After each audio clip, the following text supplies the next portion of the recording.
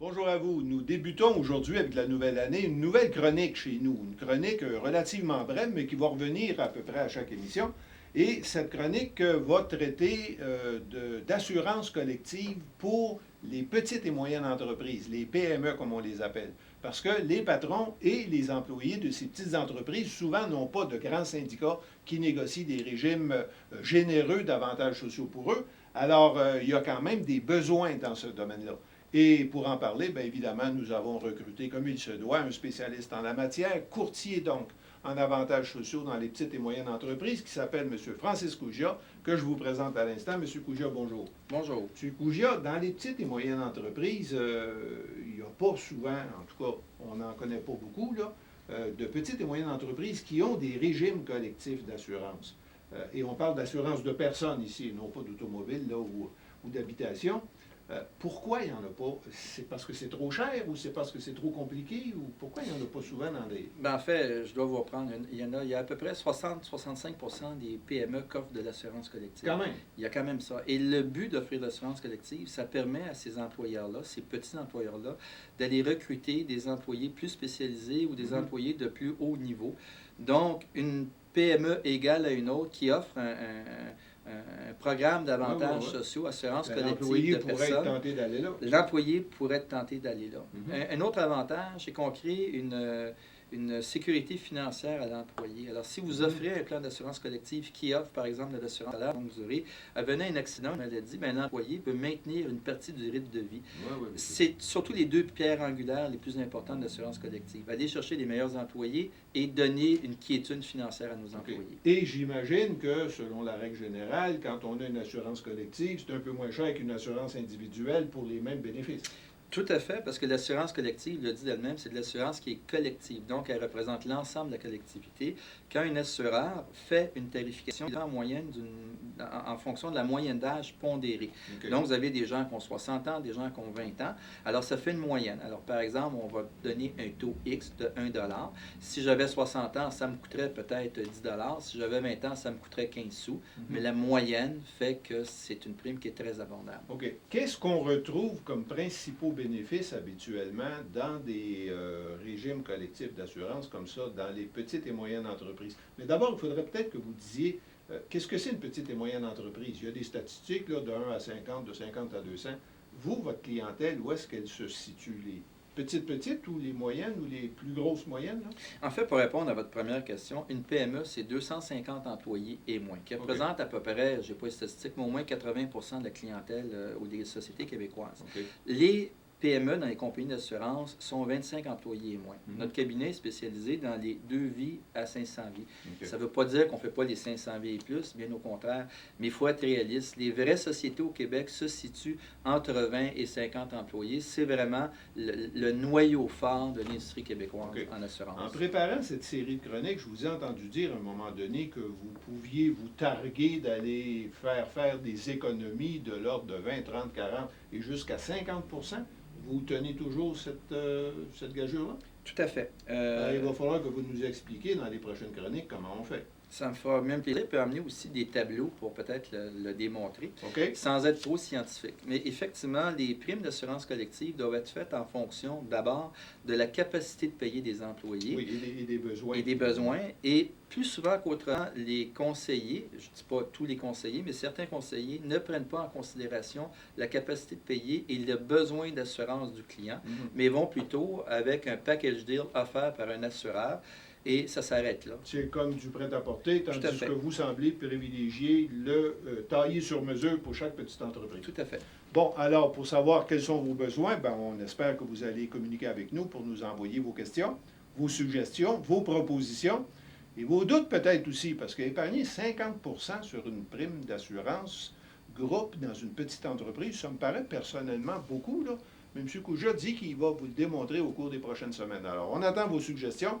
Et on reviendra évidemment au cours des prochaines semaines. Au revoir. Dans notre première chronique sur l'assurance collective pour les gens des petites et moyennes entreprises que nous avons inaugurée la semaine dernière, on a terminé en parlant de rabais considérables pouvant aller jusqu'à 50% des coûts, ce qui va plaire évidemment aux propriétaires de petites et moyennes entreprises. Et notre spécialiste en la matière, M. Francis Gougia, se faisait fort de démontrer éventuellement qu'on peut aller chercher beaucoup d'avantages à un coût beaucoup moindre que celui qu'on paie habituellement. M. Gougia, j'ai pensé à ça depuis une semaine, ça m'a un petit peu obsédé. Je me disais, comment ça se fait qu'il peut y avoir des économies aussi grandes que ça? Est-ce que la compétition ne force pas les compagnies d'assurance à offrir à peu près les mêmes produits, mais au même prix aussi, ou presque? Tout à fait. Et les économies ne sont pas dans les produits offerts par l'assureur, mais Ah bon? les économies vont surtout être dans l'imagination du conseiller en assurance collective de personnes de présenter un Ça, c'est ce que produit. vous faites. C'est ce qu'on fait. OK. Donc, de bien cibler les produits requis, les besoins de la PME, puis éventuellement dire à la compagnie d'assurance, ça, on n'a pas besoin, alors on va réduire la prime comme ça. Tout à fait. Ça va même plus loin que ça. Je vais vous donner un exemple qui est assez frappant. Quand vous faites une planification, vous avez votre agent d'assurance ou votre représentant d'assurance va vous faire vos besoins en assurance en vous disant, par exemple, tu as besoin de XY en assurance vie. Vous remarquerez qu'au niveau de l'assurance collective, il doit le prendre en compte, mais ça va être une valeur négligeable en vous disant, si tu perds ton emploi dans 1 an ou dans 2 ans, tu vas perdre ta police d'assurance vie. Okay. La plupart des sociétés offrent 1 fois ou 2 fois le revenu, donc quelqu'un qui a 50 000 de salaire par année, a droit à 2 fois son assurance vie. Et on sait que cette assurance vie-là est peu ou pas pris en compte. Il suffit de porter de 2 fois à 1 fois l'assurance vie de personnes collectives. On vient de couper cette portion de prime-là de 50 %. Oui, mais là, vous coupez le bénéfice de l'employé de 50 %. Tout à fait, on coupe le bénéfice, mais compte tenu qu'on prend pour acquis qu'un employé qui a sa planification, celui par exemple qui fait 20 000 par année, qui a un 100 000 d'assurance vie, a peu ou pas pris cette police d'assurance vie-là en considération dans sa planification. Okay.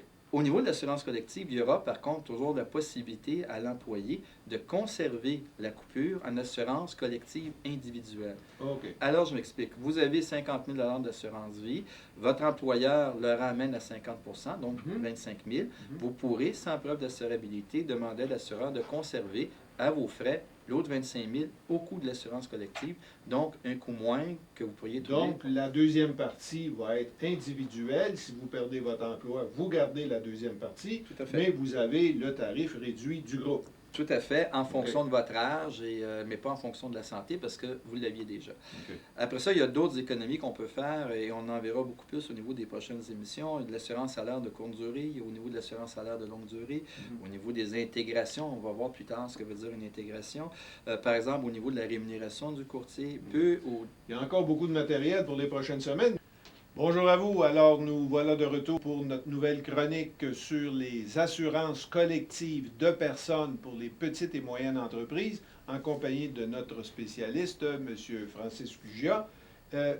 Gougia, on parlait à la dernière chronique d'économies possibles importantes, très importantes, sur des assurances collectives pour les PME. Vous aviez même dit que ça peut aller à 20, 30, 40, même 50 %. J'imagine qu'on ne fait pas des économies comme ça sur un seul point. Il doit y avoir un certain nombre de points qui s'additionnent. Tout à fait. Je peux vous donner un exemple aujourd'hui. Oui, il y a plusieurs points. Je pense que le point le plus important, puis qui est un petit peu sensible pour l'ensemble des représentants, c'est le niveau de commissionnement. Okay. Si on compare... Ça, c'est votre paye à vous, là. Ça, c'est notre paye à nous. Oh, okay. Sauf qu'il y a 15 ou 20 ans, on avait des petites payes avec des petites primes. Et 30 ans plus tard, on a des grosses primes avec des grosses payes. Je m'explique. La plupart des auditeurs des petites compagnies ont comme spécialistes des avocats ou des comptables. Le comptable, si vous avez un chiffre d'affaires de 1 ou 2 millions, peut vous facturer 1 000 ou 2 000 $ par année pour vos vérifications. Okay. Votre avocat va vous coûter 100, 200 ou 300 $ de l'heure. Si vous avez 30 employés, votre prime pourrait coûter aux alentours de 70 à 80 000 $. Pour un régime normal, moyen, d'assurance collective. Un régime bien calfeutré, là, un grand régime. Prenons pour acquis une prime de 100 000 $. Okay. Votre assureur, pas votre assureur, votre comptable va vous charger 1 500 $. Règle générale, les courtiers, il y en a qui ont moins, il y en a qui ont plus, ont une commission d'à peu près 10 %. Donc, sur le 100 000 $, le courtier va avoir 10 % de commission et l'assureur va facturer environ entre 12 et 15 000 $ pour donner 10 000 $ de commission. Okay. Posez la question, ou posez-vous la question, mon courtier travaille combien d'heures par année pour moi? Si votre courtier travaille 15 heures par année, réalisez qu'il est payé 1 000 $ de l'heure. C'est beaucoup. C'est énorme. Donc, nous, ce qu'on préconise, c'est de dire au client, monsieur le client, acceptez de ne pas payer de commission, mais acceptez de payer un honoraire professionnel à votre représentant d'assurance collective. Qui viendrait des économies. Qui viendrait des économies. OK. Donc, si on le fait et que l'agent veut travailler, par exemple, 20 heures à 200 $ de l'heure, ça va coûter 6 000 $. Le fait d'enlever la commission, la prime du client va passer de 100 000 $ à 85 000 $. OK. Si on facture 6 000 $ d'honoraires, bien, les frais vont être 85 000 plus 6 000, 91 000 $. Donc, vous avez une économie immédiate de 9 000 $. OK. Et, Et à votre récurrent d'année en année. La compagnie peut faire ce qu'elle veut avec. Elle peut augmenter ses bénéfices ou elle peut simplement réduire ses coûts. Elle peut transférer ça au client. En fait, elle a 10 000 $ joyeux là, dont elle peut disposer. Tout à fait. La pratique nous démontre qu'en général, les sociétés font participer leur employé à l'économie. OK. On a fait juste un petit peu avant les fêtes une grosse société qui a eu une économie substantielle. Ils ont transféré l'économie directement aux employés et en quinzaine, tu as des employés qui ont eu jusqu'à 10 $ de baisse de prime à la quinzaine. OK. Donc, c'est énorme pour un employé. Donc, on augmente le pouvoir d'achat de l'employé. Et là, on a juste travaillé avec la partie de la commission. OK. Il y a d'autres éléments qu'il va falloir voir au cours des prochaines semaines. Tout à fait.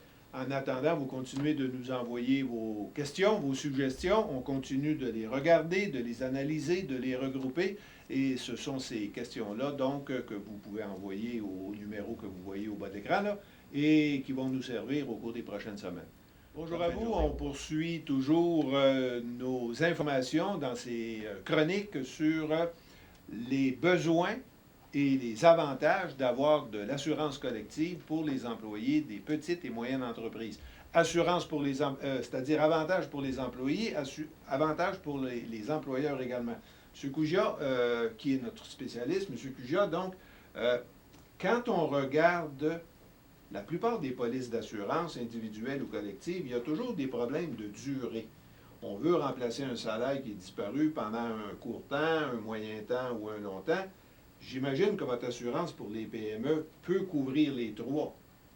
Tout à fait. On peut couvrir un besoin ponctuel qui est une courte période allant jusqu'à 17 ou 52 semaines. On appelle ça l'assurance salaire de courte durée. Ça, c'est de la courte durée? Ça, c'est 52 semaines? 52 semaines. Et en général, on va retrouver ça avec les syndicats. Ce qui est important de savoir, la courte durée, chez nous, on recommande peu ou pas du tout la courte durée, à moins qu'il y ait une convention collective qui impose une assurance salaire de courte durée. Pourquoi? Pourquoi, oui, j'allais vous demander. Je vais anticiper votre question. C'est qu'au niveau de l'assurance salaire de courte durée, l'assurance sert à combler un besoin. Les gens ont tendance à oublier que l'assurance collective est toujours le dernier payeur. Alors, si vous avez de l'assurance collective de courte durée, le premier payeur, suite à un accident au travail, va être la CSST. Oui. Si vous avez un accident sur les lieux publics, ça va être d'abord la Régie d'assurance automobile du Québec. Ou ça peut être la SAQ, Ou si la c'est retraite. avec une auto. Tout à fait. OK. Après ça, si vous n'avez pas inscrit auprès de l'assurance-emploi votre plan d'assurance collective, on va être payeur, l'assureur va être payeur après l'assurance-emploi. Donc, il va OK. être intégré. Nous, ce qu'on recommande aux gens, c'est soit des programmes complémentaires qui sont peu ou pas populaires parce qu'il n'y a pas grand intérêt pour les assureurs ou les courtiers parce qu'il ne faut pas oublier que notre argent, les gens de mon milieu le font en fonction de la prime. Plus la prime est élevée, plus on fait d'argent. Oui, bien sûr. Alors, nous, on le fait à l'inverse. Au niveau de l'assurance salaire de courte durée, si vous supprimez l'assurance salaire de courte durée et vous le remplacez pour un programme supplémentaire de chômage ou tout simplement intégré à l'assurance emploi, vous pouvez payer votre employé ou compenser votre employé jusqu'à 20 ou 25 % de son salaire sans pénalité d'assurance emploi, il va recevoir l'assurance emploi. Il OK. ne faut pas oublier que pour que à chaque dollar de réclamation que vous donne l'assureur, règle générale, il va vous facturer environ 2 $. Donc, pour aller vite, si un employé avait droit à 500 $ de prestation, et j'aurais eu une prestation dans l'année, dans un système parfait, la prime d'assurance collective aurait été de 1 000 $. Si je prends le programme supplémentaire de chômage, l'employeur aurait payé environ 150 $. La prime d'assurance chômage aurait été d'environ 50 $, donc 200 $. une économie non pas de 300 mais une économie de 800 parce que je n'ai pas payé la prime à l'assureur. OK. Alors, en regardant de près l'assurance salaire de courte durée, on peut couper jusqu'à 80 de cette portion de prime-là sans que l'employé ait une perte au niveau fiscal ou de son pouvoir d'achat. Et sans que ça coûte plus cher à l'employeur. Définitivement sans que ça coûte plus cher. D'une part, la prime est payée à 100 par l'employé, donc c'est une économie directe dans la poche de l'employé. OK. Est-ce qu'il y a d'autres façons de jouer avec les termes qui pourraient apporter des économies importantes? Oui, au niveau des Je intégrations. voulais juste savoir s'il y en avait d'autres, parce Oui. qu'on a d'autres chroniques à faire, nous, au Tout à cours des fait. prochaines semaines. Alors, vous retenez celle-là, on reviendra la prochaine fois sur les autres économies, sur les termes long, moyen ou court. Alors, on continue de recevoir avec plaisir vos suggestions, vos questions, vos propositions. On les regroupe, on les analyse, et c'est ça qui va alimenter les prochaines chroniques. En attendant, bonne fin de journée tout le monde.